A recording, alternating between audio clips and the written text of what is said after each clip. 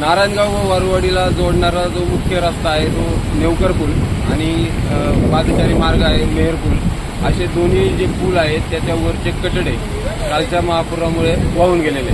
आता हे वाहून गेल्यामुळं जे गुरुवारी फडणवीस विद्यामंदिरात जाणारे विद्यार्थी आहेत यांना सर्वांना राष्ट्रीय महामार्गाचे त्या पुलावरून जावं लागते आणि त्यामुळं बऱ्याच जणांना त्रास सहन करावा लागतो. मात्र आता नारायणगावचे उपसरपंच भाऊ पाटे असतील, त्याचबरोबर वरवाडीचे ग्रामपंचायत विनायक भुजबळ यांचे सध्या प्रशासक आहेत तिथे, या दोघांनी या ठिकाणी युद्ध पातळीवर काम सुरू केलेलं आहे. इथला राडारोडा उचलायचं काम चालू आहे. मागे जर आपण पाहिलं तर मेहर पुलावरचं देखील काही अडकलेलं आहे ते सर्व मेहर पुलावरचं देखील काढायचं काम चालू आहे आणि 2 दिवसामध्ये हा पूल वाहतुकीसाठी पुन्हा पूर्ववत करता येईल अशा प्रकारची अपेक्षा भाऊ पाटे यांनी व्यक्त केलेली आहे.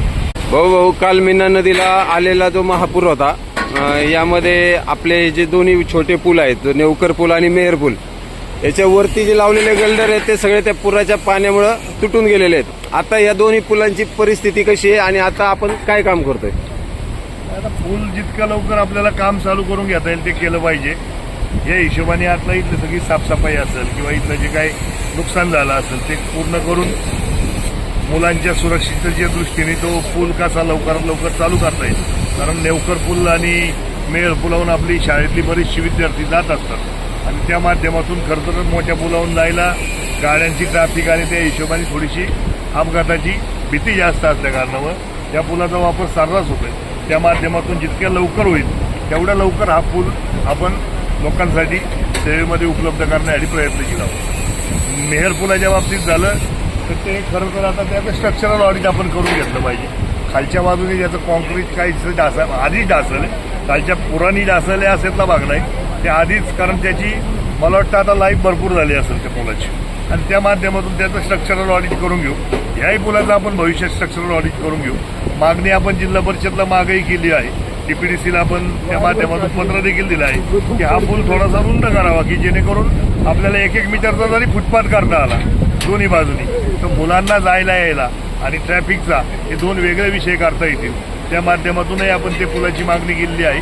पुलाची उंची वाढवायची ठरली तर मग मात्र पूल आपल्याला संपूर्ण नवीन करावं लागेल. त्या माध्यमातून आत्ता तरी आपण हे सगळं आपण केलेलं आहे. आता या पुलाला काही धोका नाही, कारण नारायणगावमध्ये अशा अफवा आहेत की हा पूल खचला आहे, नेवकर पूल. मला वाटत नाही असं पूल वगैरे काही खचलं आहे. आता हे काय थोडंसं कॉन्क्रीटवरती जे आपण नंतर त्याच्यावर केलं होतं ते निघाले. पूल खचायचं एवढं सोपं नसते किंवा पूल खचणं एवढं सहज पण नाही. बऱ्याच वर्षाचा पूल आहे आणि मला वाटत नाही हा पुराणी त्याला काही धोका पोहोचला असेल, पण तरी सुद्धा याचं देखील आपण स्ट्रक्चरल ऑडिट करून घेऊया.